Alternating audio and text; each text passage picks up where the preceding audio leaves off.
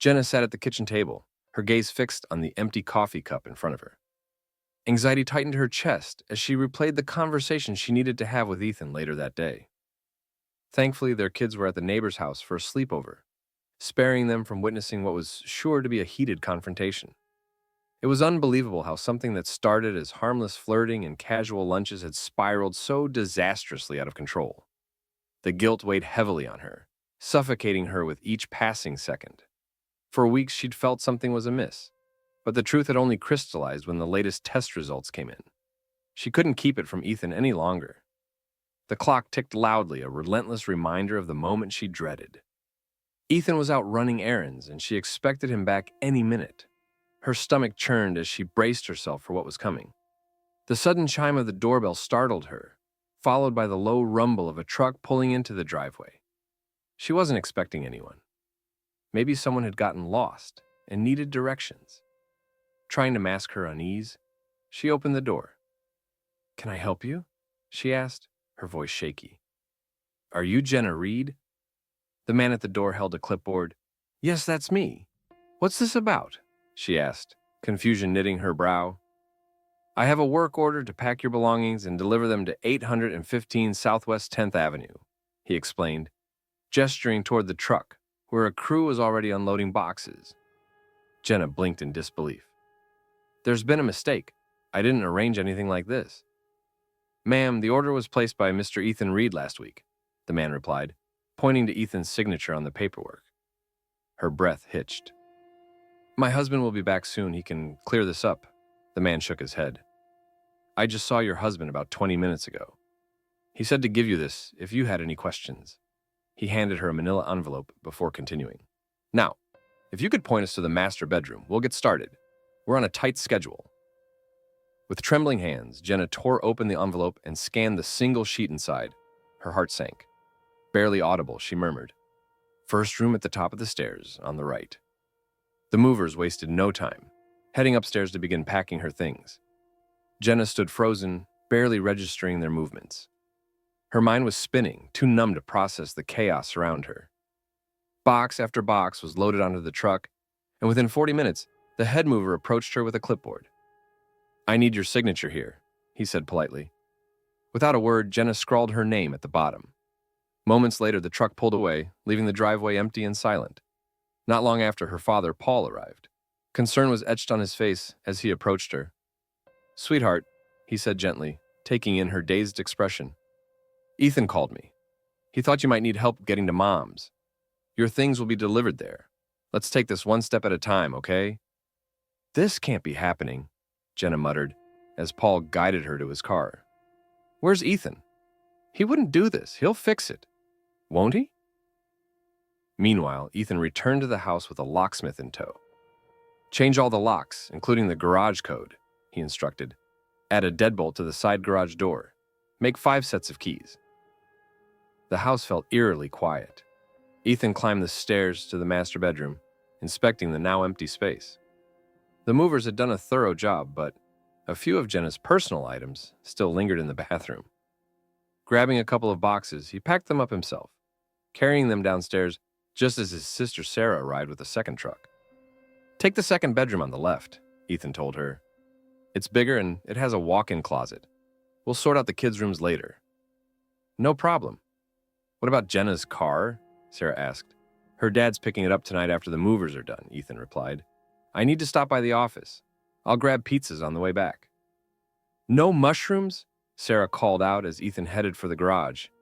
Before leaving, Ethan sat in his car for a moment, his mind churning. Across the lot, he spotted his 3 closest friends talking to Nick, one of Jenna's co-workers. Nick looked uncomfortable. After a few minutes, Mike broke away from the group and approached Ethan's car. "He thought we were joking until I pulled out my knife," Mike said with a chuckle. "I gave him 2 options, pack up and leave town in 24 hours, or deal with me." "How are you holding up, man?" Mike asked. Ethan sighed. "I'll be better tomorrow. This isn't what I wanted, but I'll be fine." He thanked Mike and told him they'd catch up later. On his way to the office, Ethan picked up a folder from the private investigator. He didn't need to open it. He already knew the evidence it contained. It was all going to his lawyer. Another grand well spent, he muttered as he glanced at the invoice. After dropping the envelope off at his lawyer's office, Ethan swung by a pizzeria and picked up 4 pizzas and a case of beer before heading home. Tonight would be all about indulgence because tomorrow, his life would change. He'd be a single parent, setting a new example for his kid, certainly not one like their mother had set. When he arrived home, the moving truck was gone, and Sarah, along with a few friends, was busy organizing her new bedroom. "Hey, big brother," Sarah called as Ethan climbed the stairs. "Where's all the help you promised me?" she teased. "They're finishing up another job for me, but they'll be here in about an hour," Ethan replied. "How about we take a break and grab something to eat in the meantime?" Sarah and her friends agreed, and soon enough, Mike and the rest of the crew showed up just before 4 o'clock. By 7 o'clock, everyone had gathered, enjoying food, drinks, and light conversation. But Ethan wasn't in the mood for socializing. Sarah found him alone in the den, watching old home videos. "Everything's set up in my room and everyone's finished eating. Do you need anything?" she asked gently. "Not right now, Sarah, but thanks," Ethan answered, eyes glued to the screen. "I just need a little space." "Okay, I'll be in the kitchen if you need me," she said, kissing him on the top of his head, before quietly closing the door behind her. "I never saw it coming," Ethan muttered to himself. "How could I have missed it?" A little over a month ago, while paying bills online, Ethan noticed a charge from the local clinic. "Jenna, did you see a doctor last week?" he called out to his wife, who was cooking in the kitchen. "I thought I had the flu, so I went in for a B12 shot," she replied casually. Ethan frowned. "These rates are outrageous," he muttered, studying the bill. $125 for a checkup and a shot, even after insurance? He figured there must be a mistake and decided he'd call the clinic the next day to sort it out. But deep down, he knew something wasn't right. The next morning, Ethan called the clinic's billing department from his office. "Good morning, how can I help you?" the receptionist answered. "Good morning. My wife Jenna Reed was in for a checkup a couple of weeks ago, and I think we were overcharged. She only had a basic exam and a B12 shot, but the bill came out to $125 after insurance," he explained. A few moments of typing on the other end of the line were followed by a bombshell. "Sir, the charge also includes a pregnancy test," the receptionist clarified. Ethan's heart dropped. Why would Jenna need a pregnancy test when he'd had a vasectomy after their second child? It didn't take long for him to piece together what might be going on. Within 10 minutes, Ethan was flipping through the yellow pages looking for a private investigator. Up until that moment, he'd never doubted Jenna's loyalty, but now everything felt uncertain. The need to know the truth consumed him, even though he had no idea how much it would cost to hire someone to follow her. "She's probably seeing someone from work," Ethan told the PI when they met. "She's usually home at the same time every night, except for the occasional team-building seminar. I need to know if she's cheating, and more importantly, who she's seeing. I can't keep living like this, not knowing." His next call was to Ben, a friend who also worked in Jenna's department. "Ben, it's Ethan Reed," he began, his voice strained. "I hate to do this, but can we talk after work? Meet me at Moe's around 5:30? Thanks." Ethan wasn't entirely sure how to approach Ben, but honesty seemed like the best option, considering their long friendship. Sitting at Moe's, nursing a couple of Bud Lights, Ethan finally worked up the nerve to speak. "Ben, I found out Jenna's been cheating on me," Ethan said, keeping his voice low. "I'm pretty sure it's someone from the office, but I need to find out who." Ben was stunned. "No way, Ethan. Jenna wouldn't do that. You've got to be mistaken." "There's no mistake, Ben. I've got proof. I just need to know who it is." Ben shook his head, still processing. "Our company isn't that big. I know most people by their first names. Sure, there's some office banter, but nothing serious.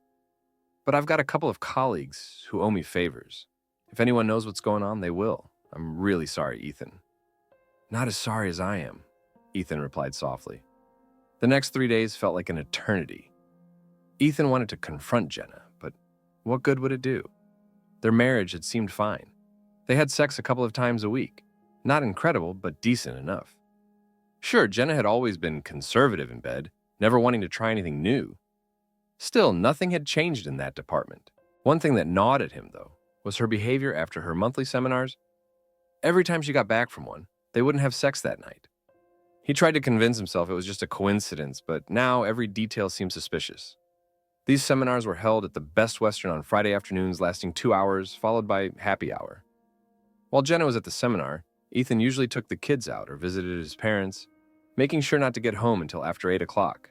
Now, all of it seemed suspect, and he couldn't help but wonder if there had been a reason behind her coldness. Then, on Friday, Ben called with some news. If there's something going on, it might be with Nick Turner, Ben informed Ethan over the phone. He's new in the office. They've had lunch together a few times, and I've heard some people saw them dancing at happy hour. I can't say for sure, but it's the best lead I've got. I hope you two can work this out. Thanks, Ben, Ethan replied flatly, but I'm not holding my breath. He immediately passed the information along to the private investigator, then tried to go about his day as if everything was normal. It wasn't. Every second felt like a reminder of the crumbling foundation of his marriage. The weekend dragged by, yard work, soccer practice, and even a neighborhood BBQ on Sunday provided little distraction. On Saturday night, Jenna tried to initiate intimacy, but Ethan turned her down, claiming an upset stomach. In truth, he couldn't bring himself to touch her, not while the betrayal loomed over them. By Monday, Ethan welcomed the sanctuary of work. It was the one place he could focus on something other than his failing marriage. With his lawyer already retained, he was ready to file for divorce. In their no-fault state, a 50-50th split seemed inevitable. But there was one thing he refused to compromise on: full custody of their daughters. Jenna's actions had shown she wasn't fit to set an example, and Ethan was prepared to fight for what was best for the kids. He had also filed for a restraining order, ensuring Jenna would be legally barred from the house. She could call their daughters, but her physical presence would no longer be welcome. On Tuesday, the PI delivered the confirmation Ethan dreaded. 2 receipts from the local Best Western bore Nick Turner's name, each corresponding to the Friday nights Jenna claimed to be at seminars. Accompanying the receipts were photos, Nick and Jenna walking arm in arm into the motel, one even showing them kissing in the hallway. Ethan refused to look at the pictures himself, instructing the PI to seal everything in a manila envelope and leave it at his office. By Friday, everything was ready. The kids were set for sleepovers that weekend, the movers were scheduled, and the locksmith would arrive in the afternoon. The divorce papers would be filed Monday morning and served to Jenna the following day. Ethan's plan was meticulous. She has no idea what's coming, Ethan thought grimly, determined to maintain the illusion of normalcy until the very last moment. Nick Turner had joined the office shortly before Jenna's 30th birthday, a milestone that had left her feeling like she was entering a new, unremarkable chapter of her life. Tasked with helping train him, Jenna quickly found Nick charming. He was polite, well-dressed, and wore a cologne that lingered pleasantly in the air. Despite the 5-year age difference, they connected easily, bonding over shared tastes in music and Mexican food. Their camaraderie grew from friendly conversations into regular lunches at their favorite Mexican restaurant. After monthly seminars, their small group often gathered for drinks, but it was Nick Jenna gravitated toward. She told herself it was harmless, just work banter and professional camaraderie. One Friday during a team-building event, things began to shift. The upbeat music coaxed Jenna onto the dance floor, where she ended up alongside Nick. After 2 fast-paced songs, the tempo slowed, and the atmosphere turned intimate. Jenna hadn't danced a slow song with anyone since her wedding, but standing so close to Nick felt surprisingly natural. As they swayed, a warmth spread through her, and for the first time in years, she felt a flicker of something she couldn't quite define. When the song ended, they returned to their colleagues, but the memory of that dance lingered following Jenna home. She knew the chemistry between them was real, and she should stop it immediately. But she didn't. She convinced herself that dancing and lunch dates were innocent enough. It wasn't long before things escalated. During a celebration for the department's recent productivity award, the team went out for drinks. As the night wore on, the group thinned out until only 4 remained, Jenna among them. By then, the alcohol had loosened her inhibitions, and she found herself agreeing to grab coffee with Nick before heading home. As they left the bar, Jenna tripped on the carpet. She would have fallen if Nick hadn't caught her. His hand steadied her waist while his arm braced her chest. Their faces were mere inches apart. "You all right?" he asked softly, his voice filled with concern. Jenna met his gaze, and before she could think, she kissed him. Nick hesitated for a moment, but then leaned in, kissing her back. Time seemed to stop as they stood there, wrapped in a moment neither had planned. When Jenna finally pulled away, her cheeks burned with shame. "I'm so sorry," she stammered, flustered. "I shouldn't have done that." Nick chuckled softly, brushing it aside. "No worries. Think of it as my way of repaying you for saving your life." He flashed a warm smile and led her into the restaurant for coffee. For the next week, Jenna avoided Nick entirely. She skipped lunch, steered clear of happy hour, and did her best to stay busy, but the memory of their kiss lingered. No matter how hard she tried, she couldn't shake the mix of guilt and thrill that came rushing back every time she thought about it. 2 weeks later, like a moth to a flame, Jenna found herself back at the bar. Ethan wouldn't be home until 8:30, so she joined her colleagues for drinks after work. Slowly, the group thinned out until it was just her and Nick again. "Want to grab a bite?" Nick asked as the music picked up. Instead of answering, Jenna pulled him to the dance floor. They swayed through 4 slow songs, each step drawing them closer until they were lost in the moment. Before long, they were in the back seat of Nick's car, crossing every boundary but one. Realizing it was nearly 8 o'clock, Jenna hastily fixed her hair and dress before they shared one last kiss and went their separate ways. Surprisingly, Jenna didn't feel guilty until she walked through the door to see Ethan and the kids. That night, when Ethan tried to be close to her, she couldn't even meet his eyes. After a long shower, she curled up in bed beside him, seeking solace in his embrace. But the secret rendezvous with Nick remained vivid in her mind, making her feel both alive and uneasy. As the days passed, Jenna and Nick continued sneaking away for secret lunches, each meeting more intense than the last. The thrill of secrecy fueled their connection, and soon Nick suggested something new: a hotel. He booked a room at the Best Western for Friday, saying it was safer than the bar. Jenna didn't hesitate to agree. When they arrived, Nick paused. "Are you sure about this?" "I'm not sure about anything," Jenna admitted, "but let's not stay in the hallway." Once inside, hesitation melted away. Passion consumed them as they tore off each other's clothes. Jenna made it home just in time, 45 minutes before Ethan and the kids walked in. They met at the hotel twice more before Jenna started feeling sick. Assuming it was the flu, she didn't think much of it until her friend Julia joked about pregnancy. Panic set in, and Jenna rushed to the clinic. The results stunned her. She was pregnant. It made no sense. Nick had always used protection, and Ethan had a vasectomy years ago. Sitting alone in the kitchen, Jenna stared at the test results, overwhelmed. She knew she had to tell Ethan the truth, but she had no idea where to start. What she didn't know was that her secret was already unraveling. Ethan, meanwhile, had discovered the affair and forced Nick to leave town. With Nick out of the picture, Ethan turned his attention to Jenna. He wasn't just seeking a divorce. He wanted her to feel the consequences of her betrayal. His sister Sarah moved in to help with the girls, and with his parents' support, Ethan began preparing for life as a single father. On Sunday, Ethan sat the girls down with Sarah by his side. He explained that he and Jenna were separating, but reassured them they could still see her. The girls cried, but bowls of ice cream helped ease the sting. By Tuesday, Jenna was served with divorce papers. She called Ethan repeatedly, but he refused to answer. Even Sarah tried to get her to see that it was over, but Jenna was in denial. Ethan moved quickly, closing joint accounts, removing Jenna from insurance, and cutting financial ties. Still, he allowed her supervised visits with the girls at her parents' house, with Sarah overseeing them. The next time Ethan saw Jenna was at the lawyer's office. Her lawyer made demands, but Ethan wasn't interested. "Where are you going?" Jenna's lawyer asked, as Ethan stood to leave. His voice was calm but firm. "The terms are final. Jenna gets visitation, but custody stays with me. I won't let my daughters live with a child that isn't mine. Challenge me and I'll ensure everyone knows the truth. Think carefully before you push this."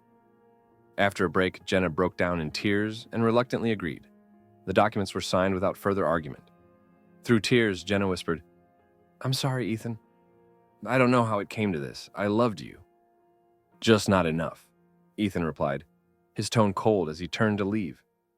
At the door, he glanced back. "Maybe you can call it a work-related injury, see if they'll cover it." Then, without another word, he walked out of her life.